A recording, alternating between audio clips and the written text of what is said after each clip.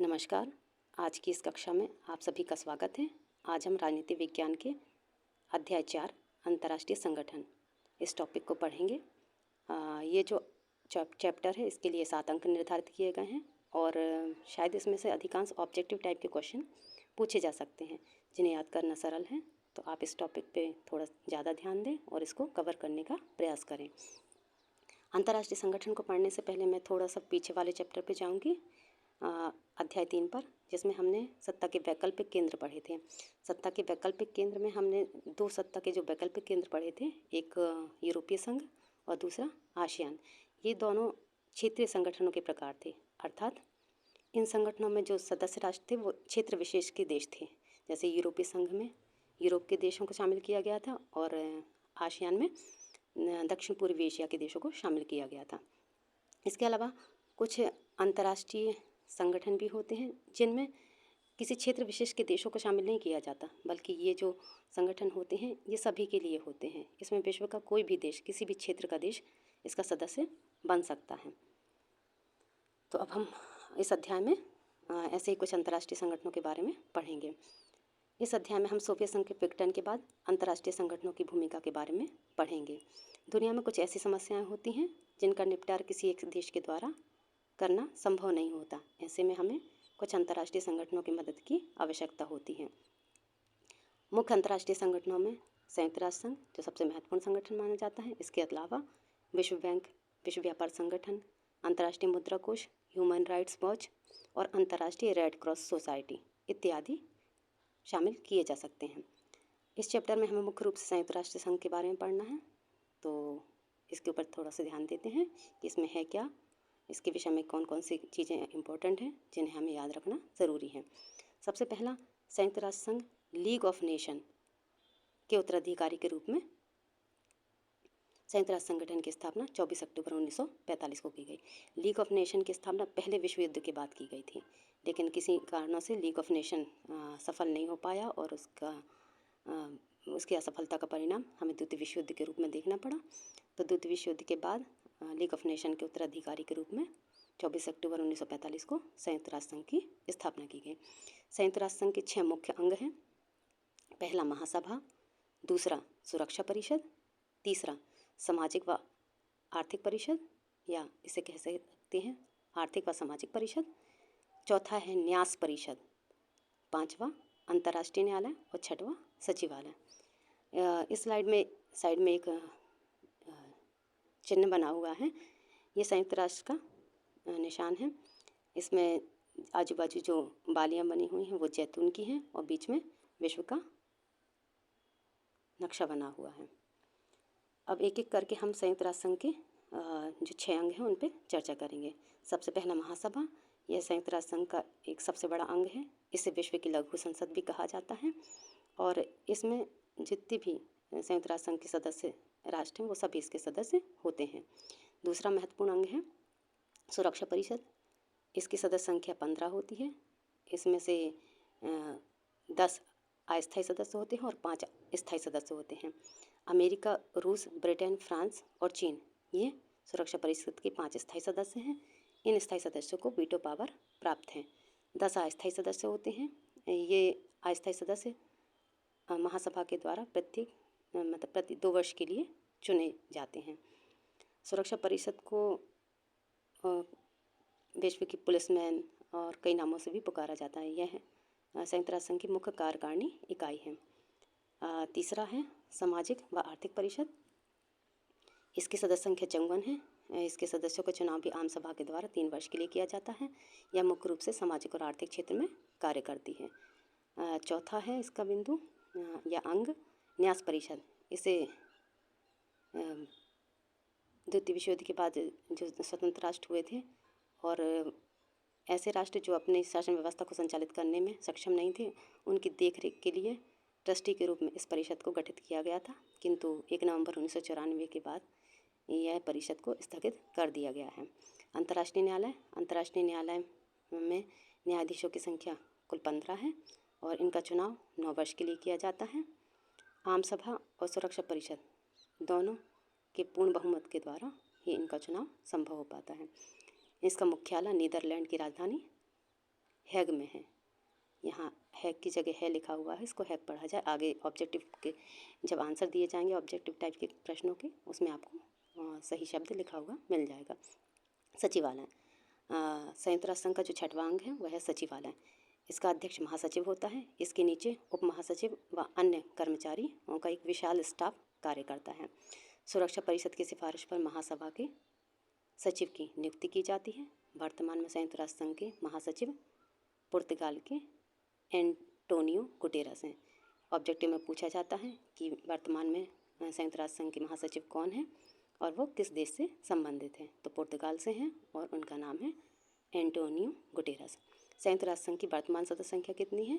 तो 193 है और इसका मुख्यालय न्यूयॉर्क में है। शीत युद्ध के बाद संयुक्त राष्ट्र संघ में सुधारों की मांग की जा रही है, क्योंकि लगातार क्या हो रहा था कि जो संयुक्त राष्ट्र संघ है उसकी भूमिका कमज़ोर पड़ती जा रही थी। जो महाशक्तियाँ हैं उनका दबदबा इसके ऊपर बना हुआ था। तो लगातार मांग की जा रही थी कि संयुक्त राष्ट्र संघ में सुधारों की ज़रूरत है। तो संयुक्त राष्ट्र संघ की बनावट और उसकी प्रक्रिया के अंतर्गत सबसे बड़ी बहस उसकी सुरक्षा परिषद के कामकाज को लेकर है। इससे जुड़ी मुख्य मांग यह थी कि सुरक्षा परिषद में स्थायी और अस्थायी सदस्यों की संख्या बढ़ाई जाए, क्योंकि जिस स्तर का ये संगठन है उस हिसाब से देखा जाए तो सुरक्षा परिषद में जो संख्या है मात्र 15, वो काफ़ी कम है और इसके जो सदस्य राष्ट्र हैं वो 193 हैं। तो सुरक्षा परिषद में राष्ट्रों के लिए पर्याप्त प्रतिनिधित्व प्राप्त नहीं हो पा रहा है। अतः कहा जा रहा है कि इसमें सुधार की आवश्यकता है और इसकी सदस्य संख्या बढ़ाई जानी चाहिए। और जो 5 देशों के लिए निषेधाधिकार प्रदान किया गया है, तो ये मांग उठ रही है कि इस निषेधाधिकार को समाप्त कर दिया जाना चाहिए।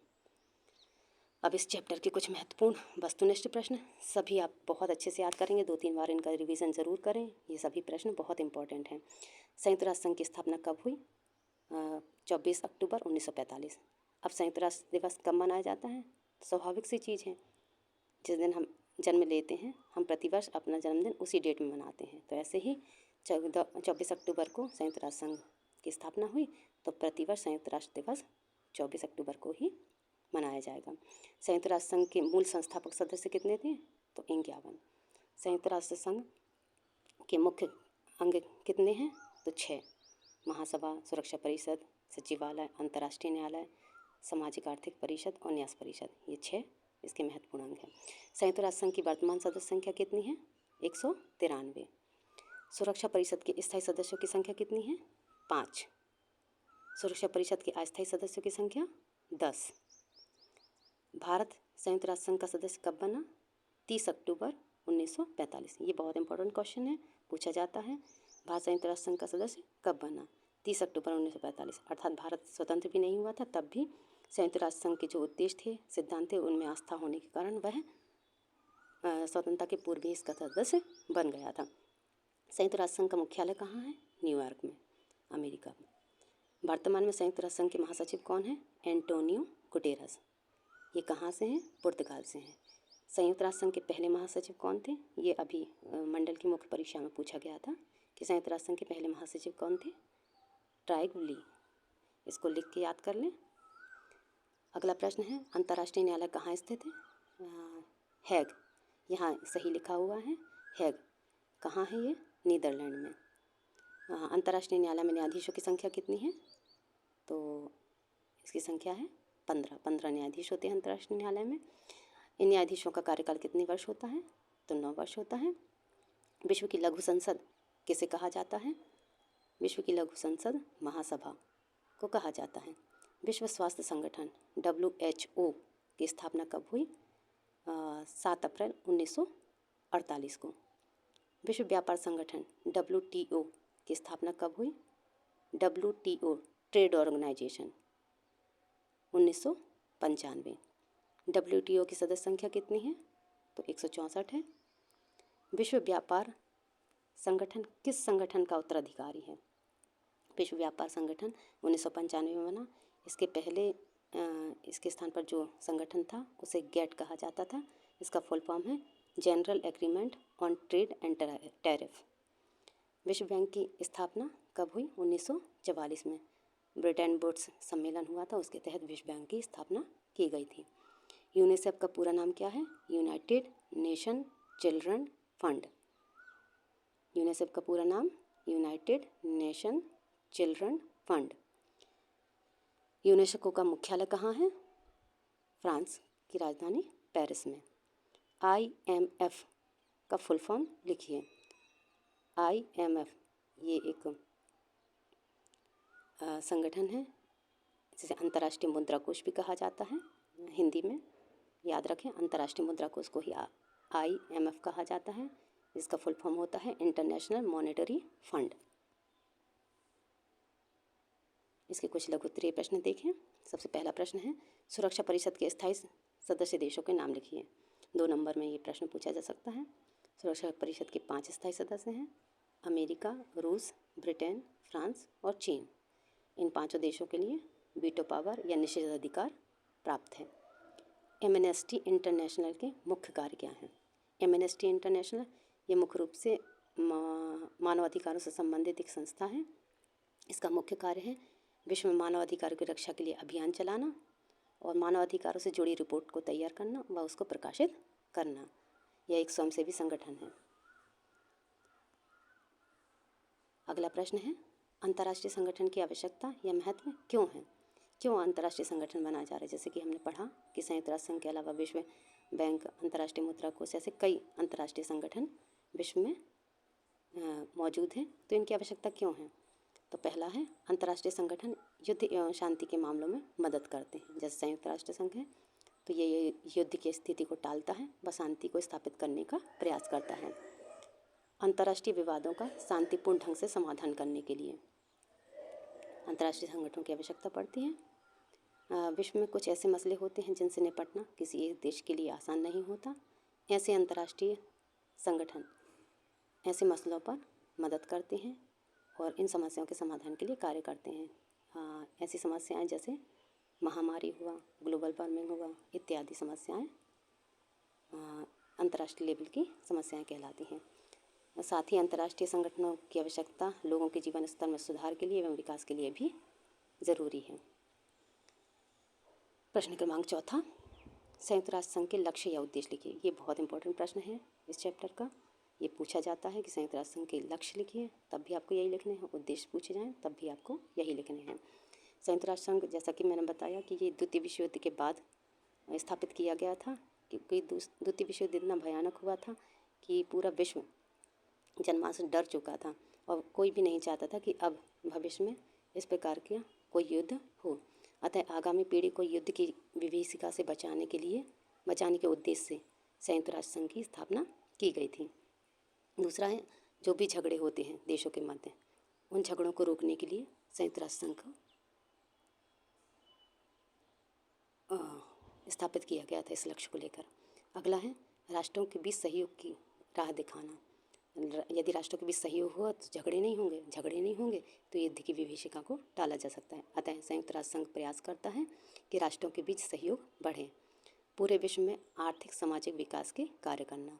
इन सारे कार्यों के साथ साथ ये संगठन आर्थिक एवं सामाजिक विकास की ओर भी ध्यान देता है। एक महत्वपूर्ण प्रश्न इस चैप्टर का, सुरक्षा परिषद के कार्यों का वर्णन कीजिए। ये बहुत खास प्रश्न है, क्योंकि सुरक्षा परिषद जितने भी 6 अंग हैं उनमें सबसे महत्वपूर्ण अंग माना जाता है संयुक्त राष्ट्र संघ का। तो इसके कार्य पूछे जाते हैं कि सुरक्षा परिषद मुख्य रूप से कौन कौन से कार्य करती है। तो सबसे पहला कार्य है कि अंतर्राष्ट्रीय शांति और सुरक्षा को स्थापित करना। विश्व में शांति स्थापित रहे ऐसे सारे प्रयास करना। यदि राष्ट्रों के मध्य कोई संघर्ष या विवाद हो रहा है तो उसकी जांच करना। तीसरा, उनके निराकरण के लिए, जो भी राष्ट्रों के मध्य संघर्ष हो रहे हैं, विवाद हो रहे हैं, तो उनके निराकरण के लिए एवं उनके शांतिपूर्ण समाधान के उपाय खोजना।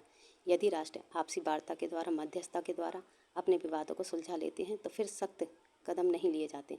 किंतु यदि कोई राष्ट्र शांति से या मध्यस्थता के द्वारा विवादों को शांत नहीं करता है तो आने वाले भविष्य में युद्ध की स्थिति निर्मित ना हो।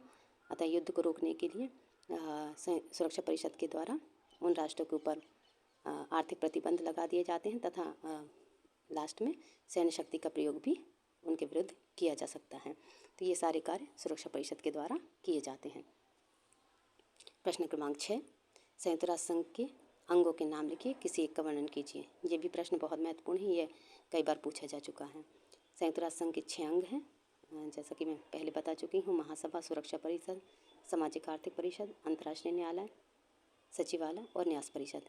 इन 6 अंगों में से जो आपको सरल लगता है आप उस अंग के विषय में लिख सकते हैं। वैसे सुरक्षा परिषद के विषय में लिखें तो बेहतर रहता है। इसमें जैसे सुरक्षा परिषद में 15 सदस्य होते हैं, 5 स्थायी, 10 अस्थायी।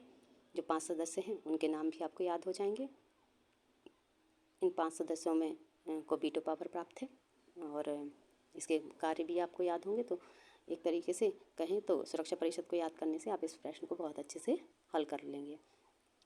सुरक्षा परिषद में भारत की स्थायी सदस्यता के पक्ष में तर्क दीजिए। भारत संयुक्त राष्ट्र संघ का जो अंग है सुरक्षा परिषद, इसमें स्थायी सदस्यता की दावेदारी प्रस्तुत करता है। क्योंकि इसकी सदस्य संख्या बढ़ाने की बात चल रही है तो भारत इसका एक प्रमुख दावेदार है।